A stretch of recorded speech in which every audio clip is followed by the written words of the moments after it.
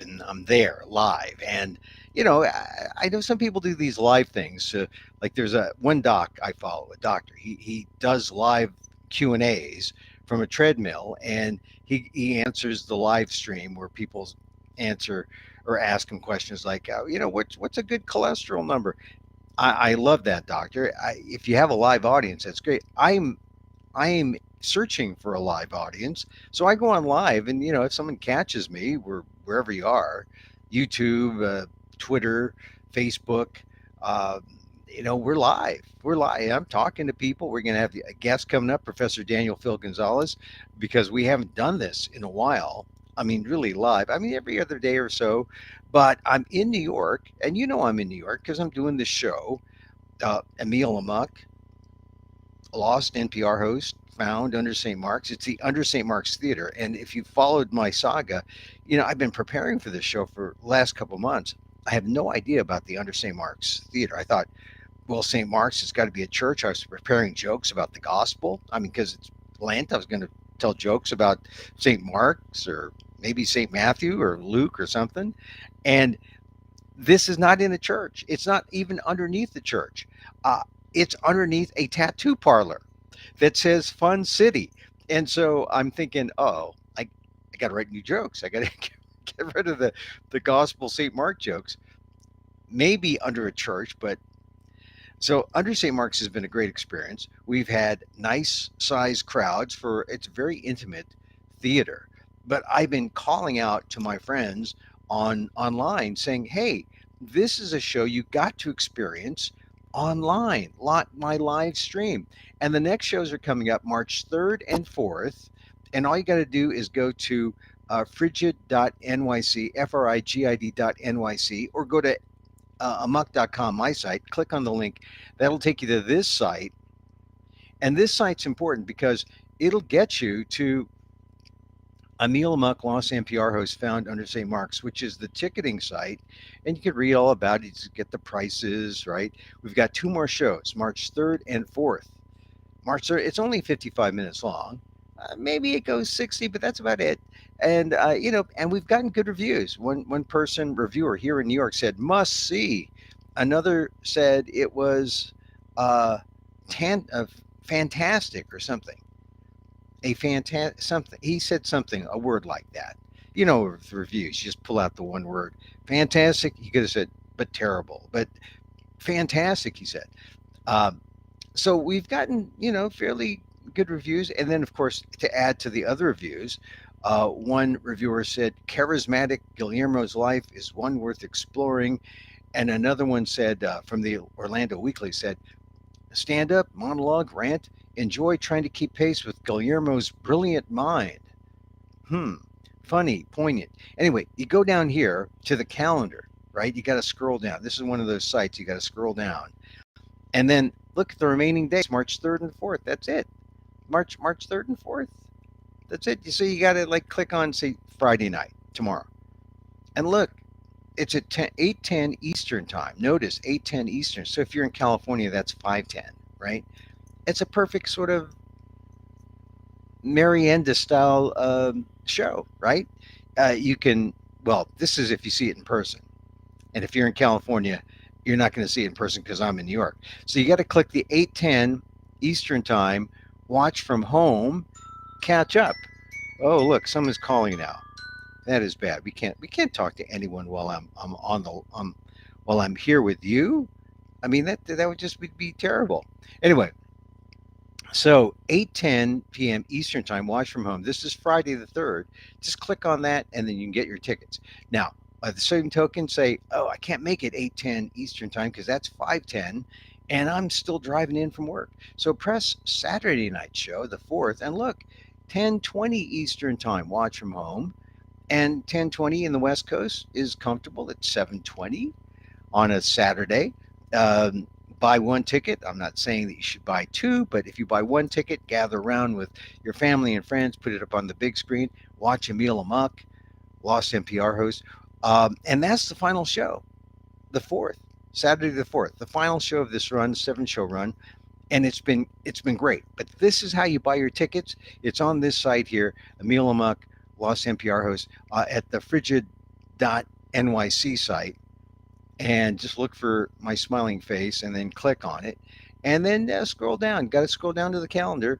And so whether you pick March 3rd or you pick March 4th and you click on that and you get your ticket, click on that and you see how you can get your ticket. Hey, $15. What a steal. What a steal for watching it streamed. That's all you're asking for, Emil? I know I could ask for more, but no. I want you to experience this. It's Lost NPR host found under St. Mark's. Check it out.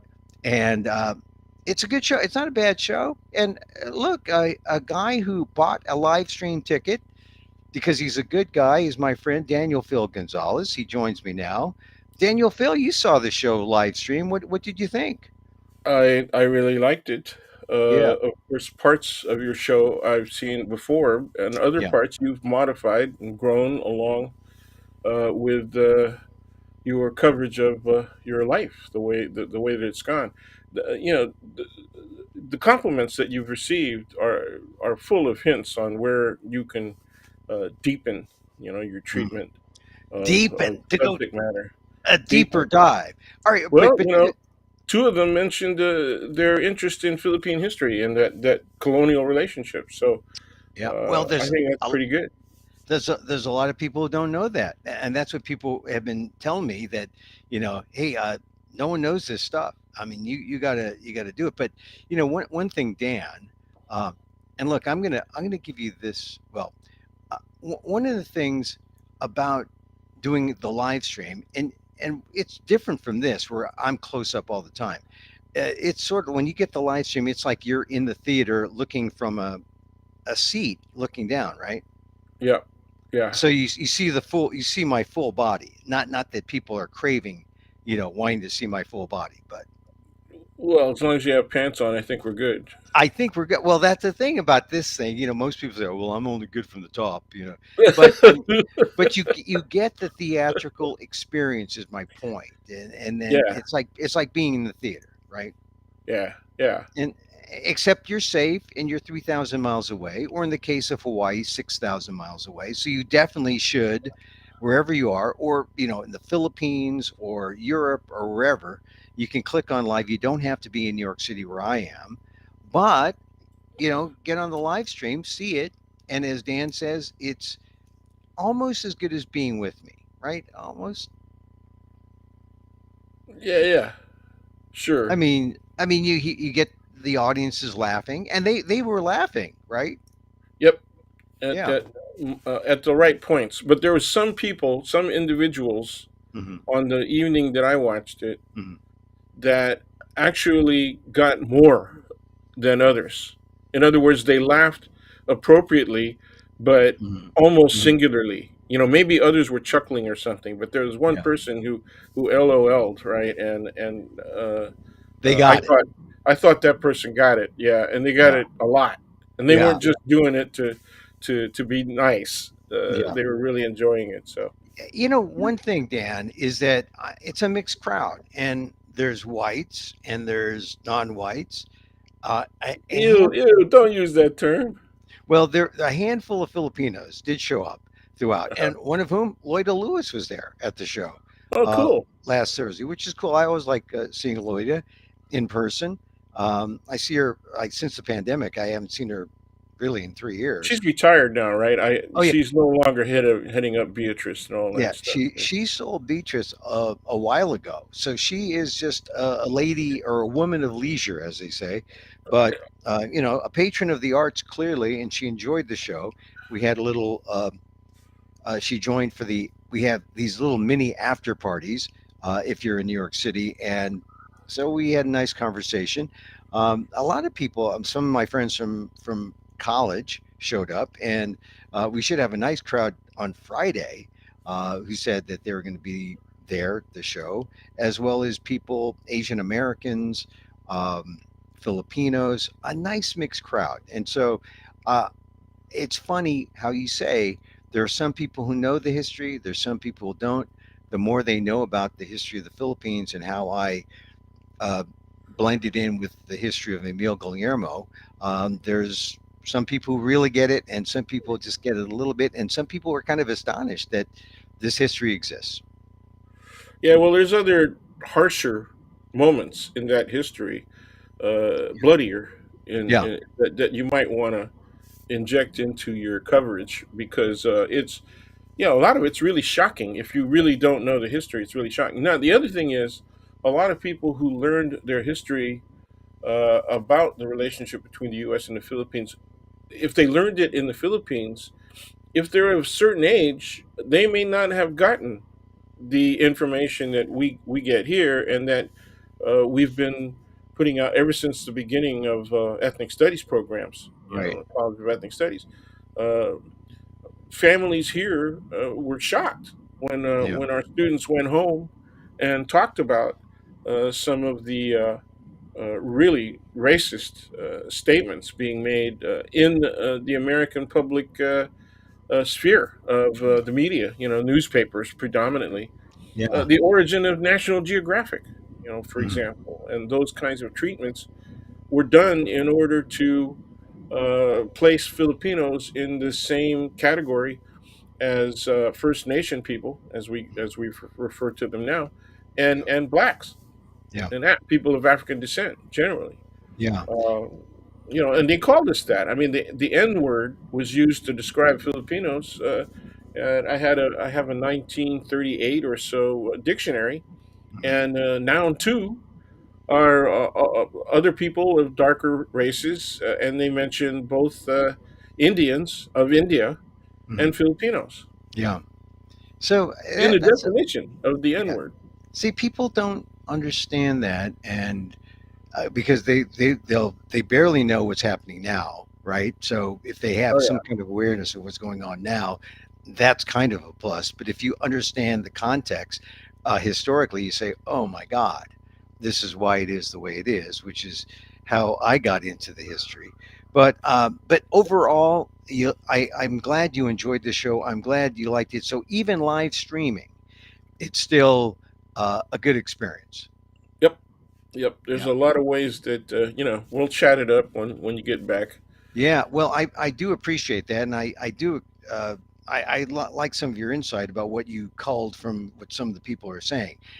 Anyway, thank you for that. Number two, I'm here, and I'm surprised that I'm handling the COVID thing pretty well. I mean, it's still not as high as it was at the peak, during the pandemic. I mean, it's down, but for people of a certain age, myself included, it's a problem, and I'm just happy that I've managed to stay COVID free for the last couple weeks. Yeah, So I'm happy as well. yeah, well, Yeah, I mean, it's the plane ride, yeah. that worries myself and my wife, of Really, course. the plane ride, I've heard that, well, because the filters used are, supposedly better, but, I was masked up. I was fine for there, but, also I'm eating in places like not very often, but when I do, I'm masked, and then when I eat, I'm unmasked, and then sometimes you get a little, sloppy, and you don't always like mask back up, and so you're always susceptible. Or I'm in the theater, for goodness sakes. I haven't been in a theater for 3 years, and here I am, and I have to say it's exhilarating to be there. I mean, the crowds. It's a smallish theater, so if I get you know 20, 30, 40 people in the theater, that's still in a small theater, that's a lot. I mean, which there's some spacing, but uh, I feel fortunate that I've been free of the virus. I'm awfully vaxxed, but here I got a tip from some guy. He said, take oil of oregano, the OOO treatment. Have you heard of that? No, I haven't. Oh. Oil of oregano is an antifungal. It's a it's an has these super antioxidant qualities, and so uh, and this is I've been hearing it from more than one person. Maybe we all go to the same organic food store or something, but the OOO treatment, the oil of oregano treatment, is like the thing, and or it's what people talk about if they're looking for natural kinds of remedies. against colds mostly, but you try it against COVID. And so oil of oregano, look it up. It tastes nasty. It's like oregano, except a very concentrated dose. So you feel like having about 10 vegan pizzas after you take it. You say, oh, I got to get this taste out of my mouth. I need pasta or something. But oil of oregano, OOO. I I don't want to say I swear by it, but it's another thing, right? On top of all the other things that you take and the vaccines and all that. It's an antiviral supposedly. So that's how I'm handling the COVID scene. I'm happy because I go out at night in the theater.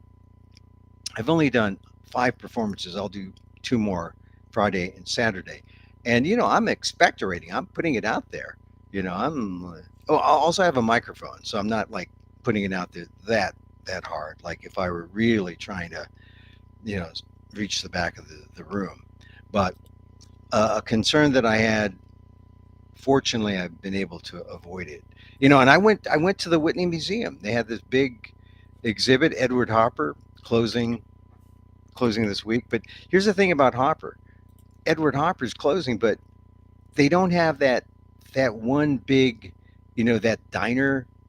Uh, are you familiar with Edward Harper's work? There's that shot of a diner that he does, No, and oh, anyway, it's a famous one. When you see it, you'll know it.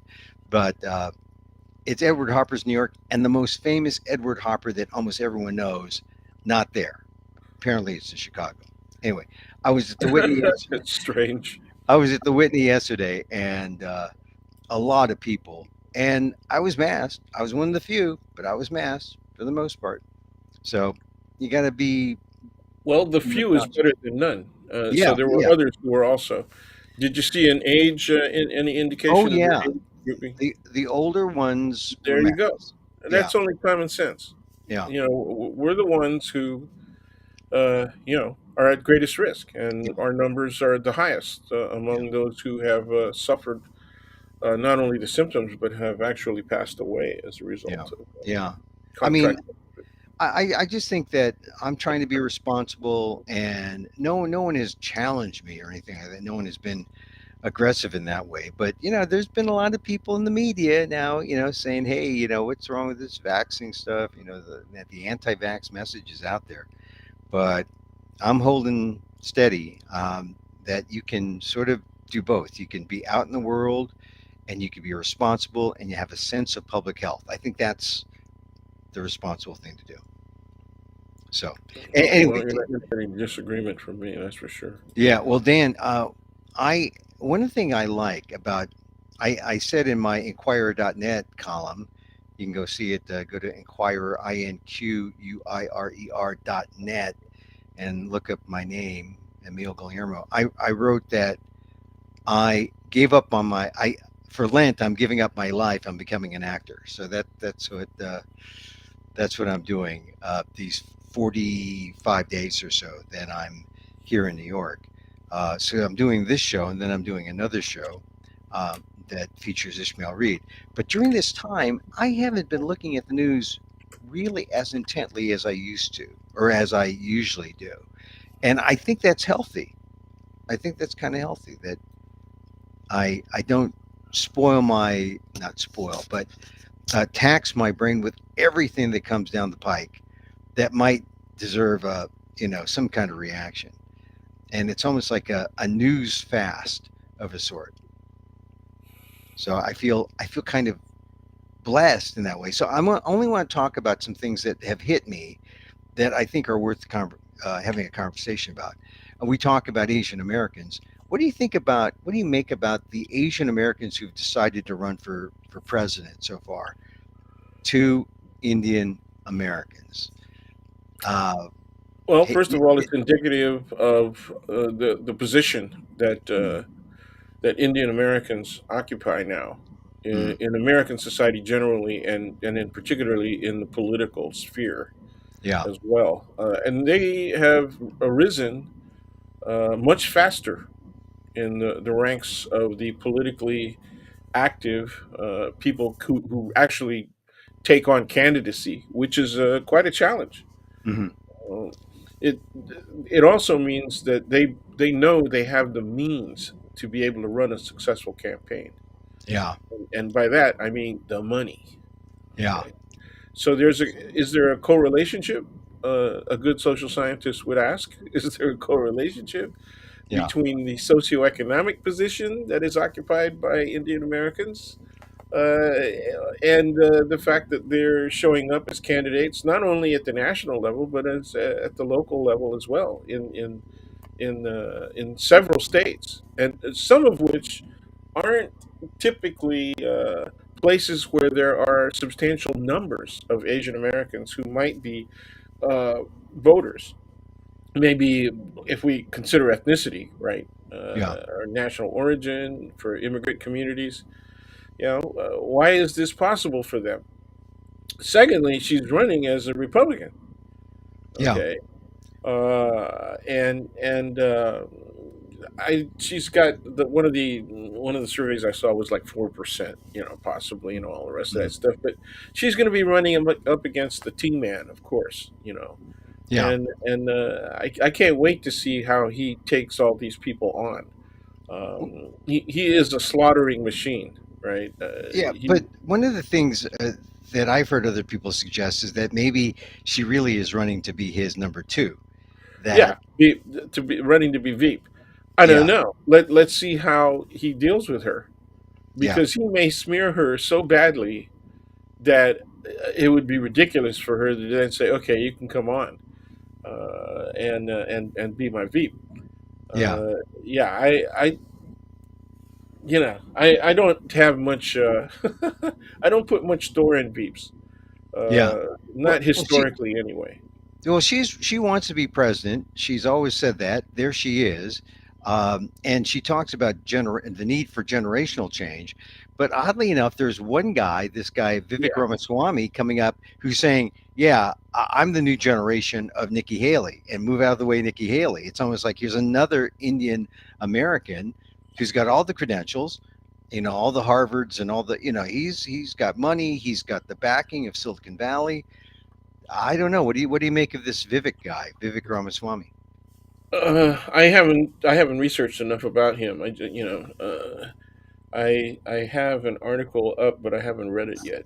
Yeah, I So mean, I, but I don't I what do you? don't know enough to comment on him. But he's got the usual Ivy League stuff going, right?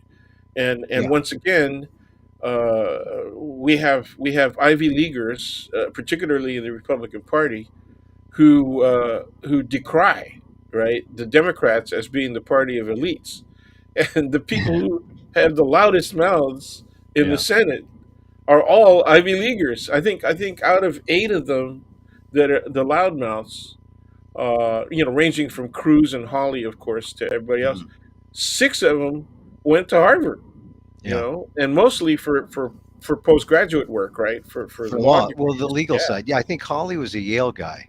yeah, he was. Yeah. Yeah. So, yeah, I mean, I just think that Ramaswamy represents a new generation of Asian Americans because he is also one of the strongest out there, out of the box, saying, I'm anti woke and proud of it. I'm anti affirmative action.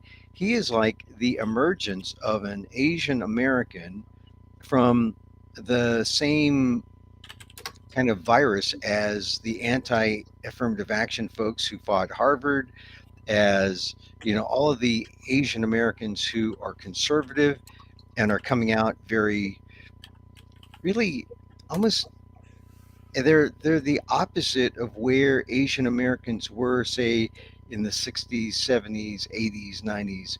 It's a new generation. It's anti woke and it's conservative. And I think it's kind of appalling.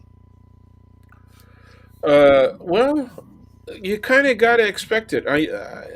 I think I made an emphasis a couple of minutes ago of the Mm, money thing, right? yeah. The socioeconomic position, and people in millionaire or billionaire status that have socioeconomic position also have social and political sway. So Mm, there's a direct connection. And mm, the likelihood that they're going to be of a certain variety of capitalists, right? There's different mm, forms of capitalism, and there are different ways of practicing capitalism. But people who have come from the former colonies and Hmm. neo colonies of Western powers, those people who have ascended through those systems, right, will come to Hmm. the United States and practice what I consider to be the potentially most successful, and at the same time, I don't want to use the word abusive, but let's say uh, very authoritarian forms of capitalism, Hmm. and that brings them. When I use the word authoritarian, that brings them right into the CEO becomes candidate uh, bucket of potential political winners. Yeah. Uh, so I mean, I'm just surprised that Elon Musk hasn't gone ahead and decided he wants to run for office, Well, right? it's at some point someone's going to want to do a Trump thing where I don't really want to win, but it's great exposure, right? I mean, and then he wins, and that was the big surprise. I mean, that always Yeah. has been the thing with Trump. He never wanted to be president. It was always just a stunt. Oh my God, I won. Now what do I do? And he made America not great again, but he made America more unstable, more divided, and um, he's made everyone question and doubt the viability of a modern democracy, which is, was we never got to that point ever with previous presidents, but this is from the executive level, wondering, oh, is this democracy really sustainable? People are wondering that now. They heretofore that hasn't happened. Yeah, yeah. You said earlier you mentioned that he's anti woke, and he's very strong. He wrote a book, right? Yeah, I mean that's Woke his Inc. thing. His thing is Yeah, anti-woke. that's his main thing. Yeah. So he being anti woke. Okay, I use this exercise when people want me to explain what woke is. I said, woke is different from wokeism. Wokeism is a really tortured corruption of the Mhm. term woke as it emanated from the African American communities. Okay, Mhm. so like a lot of slang terms, that come into the general vernacular, woke emanated from the black community. All you have to do to understand wokeism or anti-wokeism, right? Because people who use the term woke never came up with the term wokeism. Mhm. Okay, that was an invention that came from the critical anti-woke perspective. Mhm. Well, all I do is I substitute, in my case, either Filipino or Asian or the N word, okay, or non white, as you used earlier. Mhm. And every time somebody says woke, okay, Mhm. so, woke position, wokeism, just substitute a person of color, an ethnicity, a non white, okay, or any of that, and you will see how woke has been twisted, okay, Mhm. into a concept that has actually the opposite meaning of what woke was intended to describe. Right. Uh, It actually becomes yeah, a negative, you yes, it know, is. It toward is. It's corrupted. people of color, toward blacks, toward Yes, Filipinos. yes, and it's not even as soft a term as colored was Yeah. back in the pre civil rights era. Okay, What it is, it's a kind of euphemism for racism. it is absolutely. Like I Mm. said, all you got to do is substitute your favorite people of color, and it works every time they use it. Every time they use it. So I would even go as far as say, okay, Woke Incorporated, that book should be retitled N or Other, N word or Other Incorporated, because that's what it really means. Okay, it means to say I am a person of color. Well, because obviously he's a South Asian, and Mm. he's of ancestry, and he's not light skinned. Hmm. Okay, but he's saying I'm exceptional because I'm anti woke. Right. Therefore, I'm a safe N word. He's yeah, he's the He's a safe exceptional, N right? word. Well, Right. I heard that from our own community leaders, the Filipino American community, man. Yeah. Leading people who took on. In fact, some of them are still on state commissions. Yeah. But back in the 70s and 80s, when for the first time people like Jesse Jackson were running for office, Hmm. in the 80s, they used the N word and say, Yeah. "What does the N word, want?" And I said, "I think he wants to be president." Whether or not he's running an effective campaign for that, okay, is different. But Yeah. they're saying it's impossible for him to win. So what does he really want, right? Hmm. And they hated him for that, for just Yeah. wanting whatever it was that they didn't understand he was trying to accomplish. Well, what does if Waswami can't really become president? What does he want? He just wants to like get this idea out there that hey, uh, diversity is a he wants to point out that diversity is a sham. That he is a dark white conservative. That he is a that's why I call him the dark white Dark conservative. white, that's pretty good. I like it. Yeah, I mean, because I don't want to call him an uncle this or an uncle that, which Yeah, is like an older phrase that has been used. It's kind of derogatory, but I it, call him it is. the It dark, is intended to be derogatory, but softly derogatory. right. But it's, you're really talking about darker white conservatives. And in the past, the darker white conservatives were people like Clarence Thomas, were Yep, people like uh, Ben Carson, yep. Herman Cain, the darker white conservative, and uh, Marco Rubio is a darker white conservative. Uh, for Asians, that hasn't really been a thing yet, but now it is. It's our turn, I guess. Yeah, yeah. Well, there have always been conservative and even ultra conservative Asians. They've always been around. Mm. We can look at the Japanese American community and look at the division in Right, the Japanese community, and they weren't even harsh conservatives, but there were people who were anti-reparations.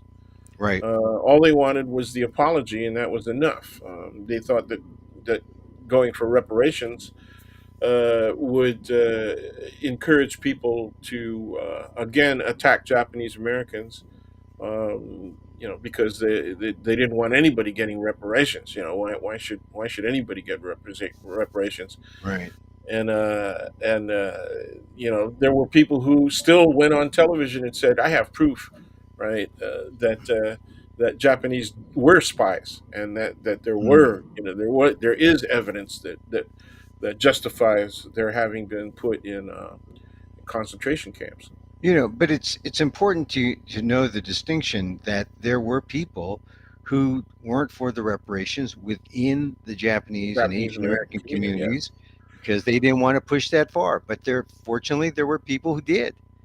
Well, and the force behind that came from the second and third generations. Right. You Right. know, it didn't come from the Issei, and it didn't come that much from the Nisei, only a bit. Okay, it Mhm. really came from the Sansei and Yonsei generations, the third and fourth generations. Right. Uh, So people who wanted justice for the family usually, I mean, and isn't that the case? Because I talk about it, a version, a Filipino version, where my father, even though he might have experienced first generation, all the discrimination, he was fine with being a citizen. He was fine with going through it. He was fine with just let me in. yeah. And, Well, that's if something there's, that I think you might want to play up in your show as yeah, well. That yeah, contradiction. yeah. Well, I talk about it. Sharpen it. I You don't. do, but I think it could be sharper. It could be, Yeah, well, I agree. I mean, because that's part of the whole thing with the show that I do, that it's someone from a subsequent generation trying to figure out what's happened or why does this happen. And when you realize that this is the way it's always happened, yeah, this is the that's pattern. right. This is the It's a pattern. You're stuck pattern. with this Yeah, pattern. absolutely. The, That's absolutely the way I teach it, and I have always taught it. That you right, look at patterns, right? right. And here's a repeated pattern. Not only that, your father was not alone. Yeah, You know yeah. It wasn't. that entire generation is best known Now, for its Americanism. now You know, the numbers. I've seen the 30,000 figure is in the group in California. right? Is it more than that nationwide, or is it about that was the largest group, and then they were the first to That was the settle? largest group, but it was up to 45,000 nationwide. Yeah, So yeah, so and it was the first group that settled, the first en masse. I mean, there were little settlements, in other places like Louisiana, but the first major settlement of Filipinos came in that generation. That generation, and obviously Hawaii, Yeah, California, and the state of Washington. right, Seattle had a early, and it had a lot to do with where the ships went. right, right. Before 1929, the ships came out of Hawaii or out of Tokyo or that area, Japan, and some went to Seattle, and others went to Yeah, LA and San Diego. So they didn't start coming to San Francisco directly in huge numbers until the stock market 30s. crash. The Oh, stock market after crash. Yeah, they after the started coming late here. 20s. Yeah. Yeah, Well, we'll get back more to the play, but I just wanted to talk about Haley and Ramaswamy yeah, as man. They come we're gonna, from upper I class. They mean, come from upper class. Upper socioeconomic means.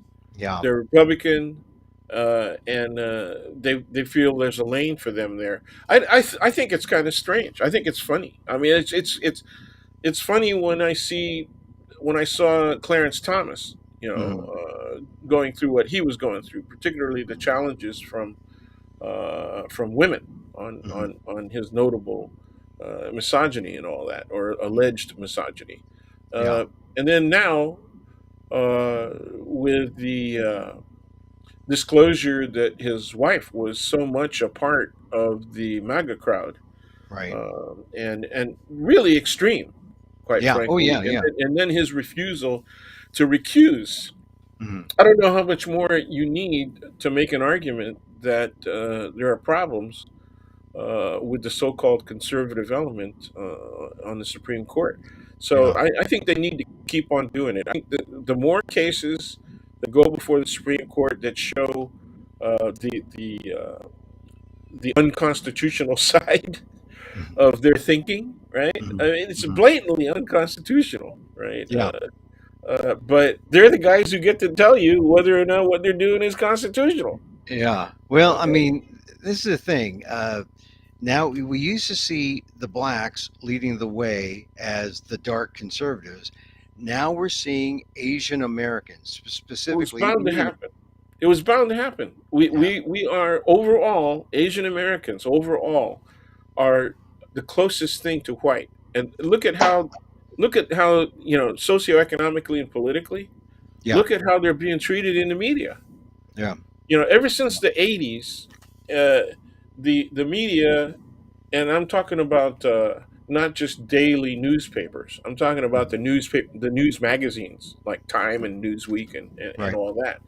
They would come forward with articles that talked about how Asian Americans were supernumerary in the major universities of the nation.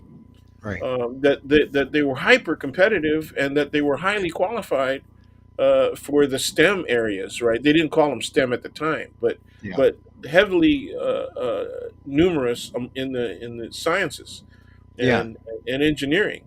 Um, it was obvious that Japanese American men yeah, were in significant numbers even before the arrival of Chinese immigrants, right, from mainland mhm, China. Remember what happened with the Wen Ho Lee case, mhm, yeah, right? When people were going after him with false accusations, right, and it nearly cost him his life. So, and then it was dismissed eventually because the case was without merit and highly prejudicial, and it was worked up in the media. So yeah, we have solidly a 30 to 40 year period where Asian Americans, either as a group or as specific ethnic groups, right, and particularly Chinese and Japanese Americans, and then eventually Korean Americans, and now Indian Americans, they have been noted to be very successful at getting admission to the most important universities in the country. And these two candidates are proof of that. yeah. And they're also in the upper brackets of Income annual wise, income, right? That's yeah. right. All right. So, what are you named these ethnic groups? You didn't name Filipino groups. I did You didn't not. name the Filipinos. I did Well, not. why is that? Why is that keep? Why are we not included? generally. because okay, number one, we've been here longer than in numbers Hmm. than everybody except the Chinese. Right. The Japanese Americans up until the 1960s, right, with the opening of immigration, 1965. Hmm. Well, it was passed in 65.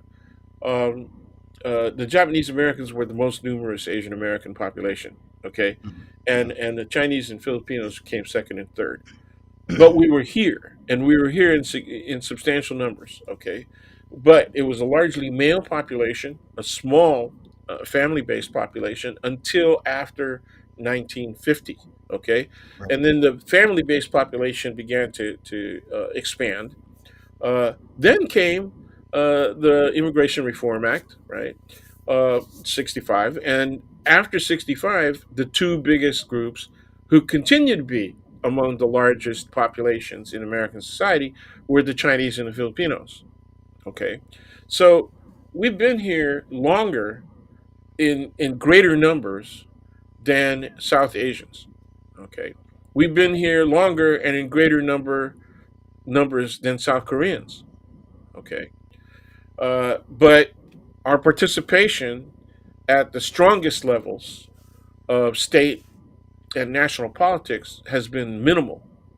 Okay, has been minimal, Right. and that's why I don't mention us because, in point of fact, we have not been as active on the political front locally in several cities and a couple of states. We've been fairly active, but on a national level, we have not been So, that active. We haven't so, put candidates up to be noted for that. And so Dan, why is that? I mean, this is why we got to look at people like Rob Bonta, who's the he's an California Attorney exception. General. He He's was, exceptional. yeah, he's the outlier. But why haven't there been more? It just, I mean, I that think we have constant immigration and that immigration culture, right? That immigrant culture. Mhm. Again, this is a pattern that does not just apply to Filipinos, but there are certain specific elements of Filipino culture that make us susceptible to uh, being wanting to stay out of the limelight. Okay, it's fine for us to be in the limelight if it's all about singing and dancing, right? Mhm. If it's Mhm. about theater, maybe occasionally athletes. Okay, Mhm. it's fine to do that, but we don't want to be seen as doing things that are anti-American or that challenge any aspect of the American condition. That is a major element of the psyche, if we can generalize about the psyche of Filipino Americans. So This is one of it's the major reasons that I'm not popular in Filipino American communities because I say these things. but that means what you're saying is there's that colonial mentality that's crept in. It's partially colonial mentality. It's sometimes it's difficult to separate what is a colonial effect, the effect of colonialism and neocolonialism, and what is indigenous to the Mhm. culture. Right. Okay, an indigenous aspect of the culture is a what NVM Gonzales would call a profane occupation with social status and Uh, the appearance of social status. mhm. Okay, that's a major problem in the Filipino American community. So as long as it looks good, if it looks good, then we'll go with it. But Oh man! Now I'm not talking about the entirety, right, of our community, but there are too many people for whom uh, appearances, right, are a substantial factor in the way that they live their lives. yeah, Okay. well, it's a kind of cultural shallowness, right? That Well, it comes out of being poor. yeah, It comes yeah, it comes out of poverty, or it comes out of the shame associated by for being associated with a society that is seen on a global level as being a third world, a poor society. yeah. Okay, and that's the saddest thing. uh, you got to look at the reasons for the poverty, right? Yeah. In any of the post-colonial and post-neo-colonial societies, you have to look at the reason for the poverty, and a lot of it is internal. A lot of it is structural, Yeah, and a but lot you of know, it is again the abusive behavior of the upper classes. and the upper classes within the society, because you could Yeah, like absolutely. you take India as an example, huge poverty Oh there. man. And then, but we were just talking about how these Indian Americans who've come here, how they are, they want to be president of the United States. Well, but So, they may come from that intermediate those intermediate castes right, right. that have mobility, right? Boy, it's funny you mentioned that because Seattle just passed an An anti-caste. anti-caste. Yeah, I Yeah. mean, caste, because the Indians are so prominent here, we have to be more aware of Indian culture in the United States and the discrimination that takes place Oh because yeah. of the kind of caste that they bring with them, or the Yes. idea of caste that they bring with them to the Yes. United States. I mean, Oh that's yeah. a phenomenon that, that's another kind of Asian racism that no one really expected to have to deal with here in I America. I talk about Philippine society as being quasi caste society. Yeah. Yeah. One of the things I say, I ask my own students, okay, what do you when somebody asks who you are or where you're from, what are the questions that they ask? Because they always ask the same questions, or let's see if there's a pattern, is the way that I tease them into it. And they say, well, what's your name? Okay, so yeah, they get your surname. And then Mhm. they go, well, what's your province? Where you come from in the provinces and Mhm. all that. And so what are they doing? And they don't necessarily get it. And I said, that's the beginning of the triangulation, okay, Mhm. of where you're from. If you're Promdi and you're from the provinces, you're looked down on. Yeah. Okay, there's already a class judgment being made because you're Yeah. not from central, you're not from Manila, Yeah. Metro Manila, or you're not from Cebu or one of Yeah. the other big cities, right? You're not, Yeah. you're from, you're a Promdi. There's an abbreviation, right? Promdi, Yeah. and it means Yeah. from the province, right? Is Drumdy. what Yeah. it stands for. And so Yeah. right away you're being semi caste oriented, right? Okay, Yeah. then you have to tell them which Gonzales family from Tarlac, and I say let me just tell you this. I Mhm. am descended from Spanish post conquest, right? Yeah. Spanish immigrants. Mhm. But the their second and third generations blew their land holdings. So that the vast majority of the people were relatively poor, but the Mhm. post Second World War generations, right, rebuilt some level, right, of socioeconomic status. Mhm. And so that's who we are. But if Yeah. you want to know, I'm the descendant of the putangeros and All right, bartaquero we Gonzales don't have to go family. that deep, but that's interesting. I mean, that is the Filipino way. Anyway, I just want to bring up the cast thing because Yeah, it but I it's not. started hearing about the last just within the last couple of years. I think Isabel Wilkerson's book talks about Yeah, caste, that's right. and now we've got this thing in Seattle, and that for people who are anti woke, they'll say, "See, they're like they're so woke now. They're talking about caste now." Yeah, well, But it's real. I think It's it real. is real. You got an Indian manager who's in STEM, and he believes in caste, and you're coming up, and you are in a different caste. You will get discriminated against, and there needs to be a way to talk about it in America. So, There are certain cultures that are much more open to that kind of caste or caste like behavior. mhm. And I'm just saying, there's a strong relationship between Filipino culture and Indian culture when it comes to that. There is Yeah, an indigenous element. I believe it. I know it. All right, so Dan, let's switch really quickly to another big story that I've been noticing when I've been out here. I mean, we'll talk about the heavy stuff a little later, but this Dilbert thing, Scott Adams. Oh God. For one, I think he's like playing up. He wants to do it to extricate himself from a strip that no one reads, that no one cares about, and he's just trying to play up his fame one last hurrah, which is really a Razzie, because I mean to say that blacks are a hate group based on the facts that from Yeah. some conservative poll, I mean it's Stay just away from ridiculous. from. Yeah, Yeah. yeah, and Ra- yeah, I what he said was racist, but it's not that racist. You know what I mean? It's Yeah. kind of an intermediate. If you want to interpolate levels of racism, right? Yeah. Uh, and so it's provocative enough that he's going to get dropped. Yeah. I never like. I'm with you. I never liked Dilbert in the first place. In Yeah. fact, last week, while I was browsing through the Sundays, right? Mhm. Because we get the Times and we get the Mhm. Chronicle, and I'm browsing through, and I said, you know what, comics suck now. Yeah, they're they're not just bad. they're bad. They're terrible. It's not even worth looking. You I know. mean, bring back Prince Valiant for goodness Well, sakes. somebody, something, Yeah. well, you could color Prince Valiant up a little bit, Yeah. but but but yeah, bring back Dick Tracy and his he's anti Miranda Yeah. Well, the position. thing Yeah.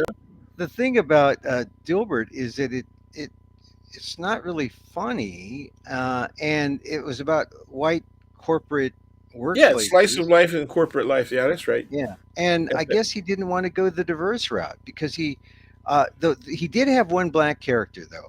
I did a column on this, and he had a black character last week called Dave, who's the engineer, and the punchline for Dave was, he's black. He says, "I identify white," which is kind of funny. It's kind of funny, but it's also not very funny when you know it's coming from Scott A white Adams. man. Yeah, Yeah, yeah. Well, but he's pointing at something that actually is only a slight exaggeration for a significant number of African Americans. yeah, yeah. You I know. know. I think I know some blacks who identify Yeah. white. Well, who is Jim Brown? Yeah, The football player, right? yeah, Why? What are the positions that he takes?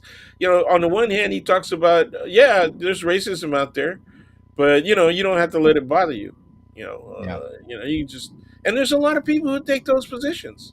yeah. You Well, know, I think that Dilbert just wants to do this, or Adams wants to do this. He wants to get the attention.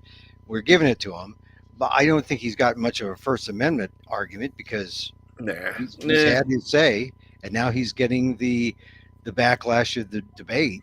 Uh, Yeah, and of course the right is going to call it cancel culture again, and all the rest of that. well, I he mean, it's wanted to be garbage canceled. arguments. Yeah, he Yeah, wanted to be canceled. I mean, I think Filipinos get canceled on a regular basis. Uh, that's more serious than the cancellation of Scott Adams. So yeah, that's right. And we got canceled out of the TSA by Dianne Feinstein. yeah, what happened there? Oh, don't you remember that? That's when after the 9/11, everybody was Oh looking yeah, at yeah, the airports, and they're saying, yeah. "Wow, man, what are all these brown people doing? Doing Uh, security." Okay, and then they went further and they found out that most of them weren't citizens. yeah. Okay, Well, at look, least in San Francisco at SFO, the majority of them were not citizens. They were legal residents, yeah, but they were not citizens. That's another aspect, by the way, of Filipino culture. That's their way of expressing that's their way of expressing Filipino nationalism. oh yeah, to Is not that be a fool, I'm not gonna become an American because right? they're the colonizer, and they use it as an excuse. They're just freaking don't want to be involved in politics. That's what they said Yeah, during the when we on the workup to the 1984 convention. The Democratic yeah, convention was held here in San Francisco. hmm I held students. I said, how many people want to go out and in satisfaction for their term assignment, go out and do polls, go out and help sign people up to vote. And it's not not that. you're not signing them up for one party or the other. You're just getting them to sign up to vote. And Mhm. a lot of people volunteered. They said, "Yeah, I want to do that." So they went out and they started trying to circulate ballots, ballot applications and all that, voting applications, and they went to the usual places, Sunday after church, supermarkets, that kind of thing, and and when they came back after the first week, people were really angry. A lot of the Yeah. students were really angry, and I said, "What? Well, okay, what happened?" And I knew what was going to happen, right? They said people didn't want to sign up. They didn't want to vote. They said it's not important. My vote doesn't count, right? I got more important things to do See, than vote. That that's a generational thing. well, That's it going to it change. was. It's a Yes, it was. generational thing that needs to change. But But look, we got into this. We were talking about Feinstein, and since we have Yeah, sort of she's done this, retiring. Yeah, yeah, since we've done this intermittently the last couple of weeks, we missed out on talking about Feinstein. Uh, I don't know, Dan. What do you think? I think she is trying. she's got a mixed record, but she was Yeah. more popular in Southern California when she first got elected than Mhm. she was up here. Right, but what I mean is, I think she's trying to exert her influence as to who replaces Oh her yeah, by yeah, staying till the end, because right. now, it's an open race. No one gets a leg up. I guess it's fair, but if she had retired like right now, today, uh, Governor Newsom is beholden to a promise that he appoint a black woman, which would be Barbara Lee. Barbara Lee from Oakland. And Yeah, Barbara Lee would have had the same advantage as Rob Bonta, but now she doesn't because she has to run in the open against Adam Schiff, against Katie Porter. hmm It's going to and be tough for Barbara Lee. the middle of the Republican Party is all lining up behind Schiff right now. Yeah. Well, So see, I this think is Pelosi has recommended Schiff. You know, this is a problem. I think. Well, it's not a problem. It's just that for uh, people who are Barbara Lee fans, this was her moment to rise. If Newsom had to appoint someone. And had he appointed Barbara Lee, she might have had an opportunity to rise and be I think only the third African American woman. I mean, it's like ridiculous, you mean you in the know, Senate? Yeah, ever? yeah, in the Senate. And Yeah, so I think it's important that at least we know that on her exit, Dianne Feinstein exerted far more control than she deserved or that she needed. Her prerogative to play out the string, but I think she could have made history if she left. Newsom appoints this African American woman, Barbara Lee, make history, and then have the dogfight, between right, Schiff, right. uh, Katie Porter, Porter. and Barbara Yeah. Lee. But I just think it's unfortunate. Uh, uh, as far as, let's see, Well, I What do you have a preference on either one of those of the three? well, I like to see Barbara Lee um, get a shot at the Senate. I mean, I think it's Right, first of right. all, it's really sad that there's only been three African American women. I think for an African American female politics this week, it's been a bad week. Uh, the mayor, Lori Lightfoot in Chicago, she lost, Yeah. although it was kind of predictable because a lot of people didn't like her. No. I mean, she was liberal, she was tough. Um, I think people didn't like her because as they say, the bedside manner, Right, was slightly right. off with Lori Lightfoot. I mean, and not it didn't have anything to do with her, her gender or sexuality or anything. It just has to do with personality. Yeah. A lot of people didn't It's like her. another one of those situations. It's like Davis in California. You know, Yeah, Ray when she, Davis. yeah, Yeah, yeah. When he got ousted. Oh, well, I feel sorry for Lori Lightfoot because she was a progressive. She did some good things, uh, but she's by not well, I think being that's part of the problem. There's an anti-progressive reaction, and right, right. she's a victim of that. Well, it's Also, they had sad. some really tough issues in Chicago. You know, with Oh guns, yeah, with the cops and with the the crime. cops. Yeah, man, nasty cops, Yeah, criminal cops. right. Well, Also education, the school yeah, system, right? Really, really tough. And I mean, those are tough problems in all of the big cities. You know, yeah.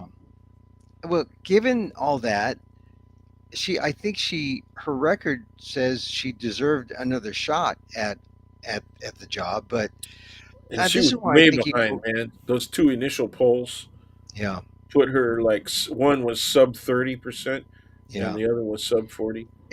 In the end, it's likability, and then you got other The guys that perception of strength too, yeah. unfortunately. You know, Well, yeah, perception of yeah, strength. yeah, And that's where, again, personality wise, she just didn't come across as strength. And part of that is the masculinity syndrome. You know, yeah, uh, women just aren't seen as having the capacity for strength. yeah. It's all Well, I measured mean, in and now masculine terms. we should transition to the presidential because here's Okay. Joe Biden who's getting. Well, and he's going to get whacked with not being strong too. I Yeah, mean, I that mean, was one of the major things. Even Democrats didn't think we were strong enough. You well, know, North Carolina, South it's Carolina. Yeah, it's no, it's ageist. You know, it's ageist. It's not fair. I mean, Biden has done a hell of a lot considering what he no had to kidding. do. he I took. mean, He, that's what I don't get. But now he's well, involved because in he had a Democratic controlled Congress, right? He had right, both houses to support right, him. He got a right, whole hell lot more done than Obama. right, But right, but right, in two right. years, okay. Uh, But yeah, uh, unbelievable. you know the hatred that comes from the right, anywhere from not only the extremists but from the center right. You know Hmm. the I would never vote for a Democrat, right? Yeah, It is freaking simpletons, man. yeah. But you know, I mean, Biden is about as centrist as it gets, really, and and he should have appeal, a broad appeal. And so for what he's done, he's getting whacked on hard. And I, I especially look. Let's talk briefly also about how he's meeting with Laryov and the Soviet Union. I mean, this whole thing with Ukraine, people are now finally addressing it. You know, and where I am in New York right now, I'm in a real Ukrainian section. There's okay, like there's Ukrainian restaurants. There's Ukrainian people and uh, Ukrainian flags. I mean, I'm glad to see that throughout the country, uh, there more people are understanding the situation there. But the polls are suggesting that people are losing their appetite to back the war, and that's going to be a problem for Biden.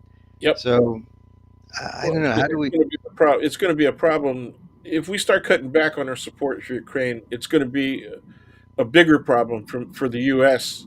Internationally Yeah. than people are willing to understand.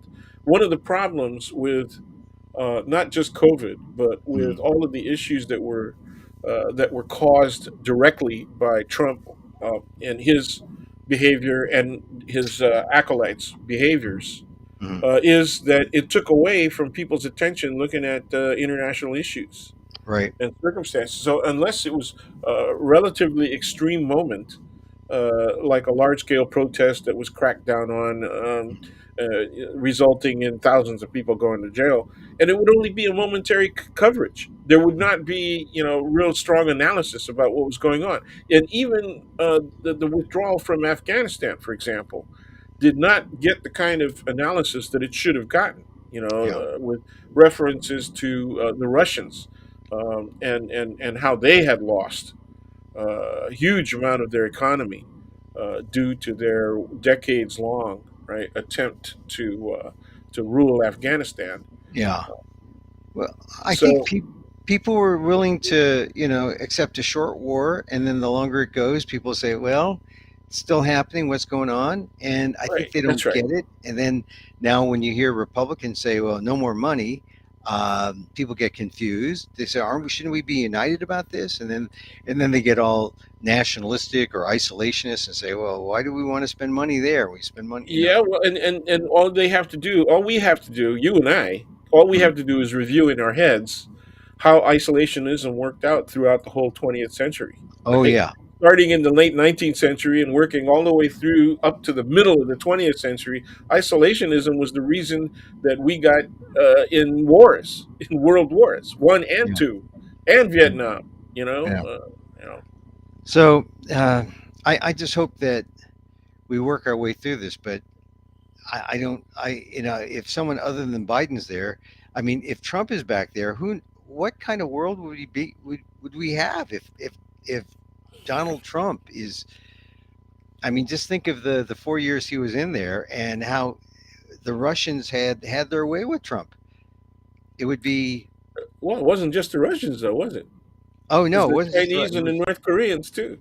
Yeah, it just. I think, and I just hope that people understand from that You know, there are better options than that alternative, including sticking with the guy who's there now who knows how to keep us out of war. yeah. Yeah, Uh, Joe and Biden. also to earn the respect and mutuality Yeah, with other nations. He helped to rebuild NATO to a yeah, point where it was stronger than it was in probably at any time in the last 30 years.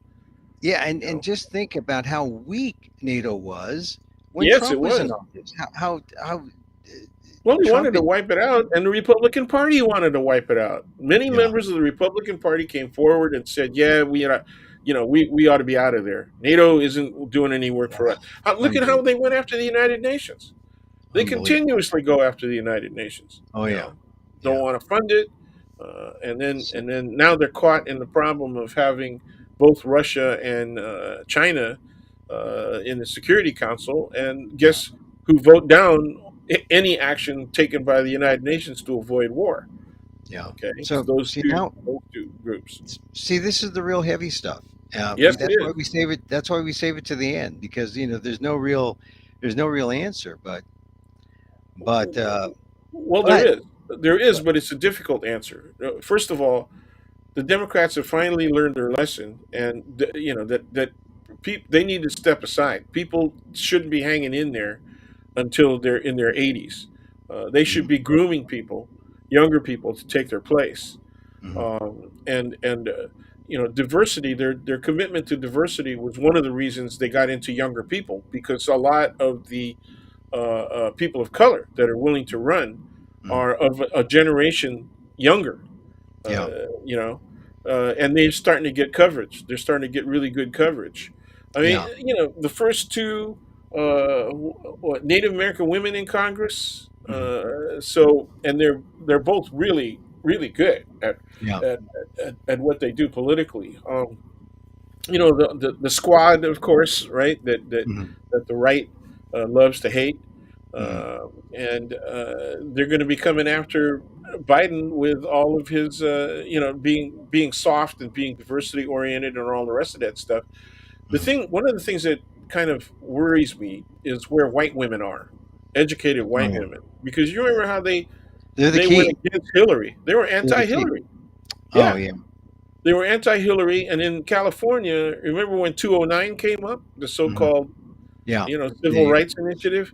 yeah They anti-affirmative action went. educated white women vote in favor of that. Oh.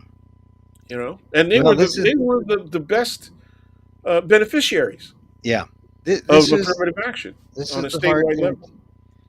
It changes, right? The evolution of the electorate. It Oh changes. yeah.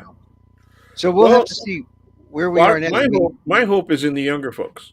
My hope yeah, is younger in the folks. people who are, yeah, just realizing 18 and 21 years old, Yeah, and I see a lot of them are signing up as independents, which I think is okay. yeah. And also look, younger folks, but also the abortion question might bring over the women, the college Yeah, educated women. yeah, Maybe, yeah, maybe. maybe, But maybe. I think we'll it did initially, and yeah. So I'm cheering on the extreme right that keeps on coming up with ways of the book banning and the schools trying to run the schools yeah. down at the university level with New College, and I want the right, and particularly people like DeSantis and people who again are scheming to become as successful as DeSantis seems to have been or Hmm. is being, like Cruz and Marco and all those folks, Hawley, Yeah. all those people. I want them to keep doing what they're doing. I Oh want yeah. them grandstanding, and I want them to keep borrowing from stuff that comes from QAnon, to argue. Hey, right on. Just go ahead. Keep All doing right. it, man. So let's see if that works and changes things for the Biden and the Democrats. Hey, listen, Dan, I've kept All you right. on for more than an hour, but Okay. I want to talk to you offline. So just hang in there with me Okay. while I say goodbye here. So All right. don't go away. There's Professor Daniel Phil Gonzales, San Francisco State University College of Ethnic Studies, Professor Emeritus, Asian American Studies, Filipino American Studies. And there he is, my dear friend, Professor Daniel Phil Gonzales. Thank you for being on Emil Amok's Takeout. There he goes. But he did go to my show, and that's how I want to close this. tell you that you can still get tickets for the show. It's March 3rd and 4th, Friday, March 3rd at 8:10 p.m. Eastern Time, but and Saturday at 10:10 Eastern Time. But you can get a live stream ticket. Now, how you say, how, Emil, can I get a live stream ticket if you're in New York? Well, here's the Frigid.NYC site. Look for my smiling face. Emil Amok lost NPR host found under St. Mark's and other stories. Hey, look, it costs more to be live than to be not live. So get a not live ticket. Yeah. And we have two more tickets. You got to scroll down, and there, March 2nd or March 2023. Just click on the Thursday. You want to go to Friday's show. There it is. And then on the screen, it says, oh, you can see 8:10 Eastern Time in person.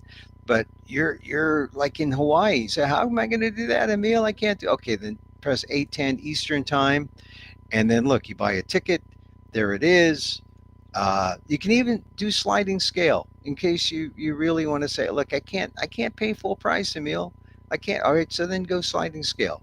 There's ways to do this, uh, but this is how you do it. It's simple. It's as simple as that. You got to go to frigid.nyc, pick your date, right, and the date is on the calendar. There it is, March 3rd, March 4th. It's a good show. It's good. Professor Dan saw it. He says he likes it. He says he likes it. I think he does. Uh, and don't forget, click a date. Say Saturday, March 4th, 10:20 p.m. Eastern time. Now that, and just click on it, and that it's as easy as that to get your ticket from. As you scroll down from Emil Maklos, NPR host, found under St. Mark's. Good show, interesting show. Get your tickets. Last two shows. And then after this, if you read my Inquirer.net article, INQUIRER.net, coming up March 9th, I'm in this new Ishmael Reed play called The Conductor, where it's the whole San Francisco woke school board story told in this theatrical way, an imaginary satire. It's funny. I play a small role, but you should check it out. You can see that online too. I'll be talking more about that coming up next week. So that's how you get tickets to see, or that's why I say, hey, look, I've given up my real life for Lent. I'm becoming an actor for 45 days. It's been fun. So, Cassius, I'll probably replay this tomorrow, or maybe I'll do a pop up. It depends. But anyway, show date tomorrow, March 3rd, and then the 4th. If you're in New York City, go to Under St. Mark's Theater, which is in the East Village, and buy a ticket there, or check out the frigid.nyc site and get a ticket. Okay, hey, look, regular listeners of this show know you can catch this on Twitter at Emil Amok. You can catch it on YouTube at Emil Amok1. You can catch it on Facebook at emilguillermo.media or my Emil Guillermo page. It's there, Facebook Watch. Thank you for joining us. If you missed any part of this, go to the replay. It'll also be on amok.com. I'm telling you, one thing that's helped me, besides oil of oregano, in terms of fighting the virus, I've been going into these deep trances, kind of like a self-hypnosis thing, and also a little meditation. Little meditation goes a long way. I'm telling you, loving kindness works. Think of someone you want to forgive. Think of someone you want to send love to. And then just say these simple phrases. And it works because as you say it toward others, it comes back to you. And so, as I wish for me, I wish for you. May you be safe. May you be happy. May you be healthy. And may you live with ease. Emil Guillermo here. Till next time, catch us generally live or as live on tape.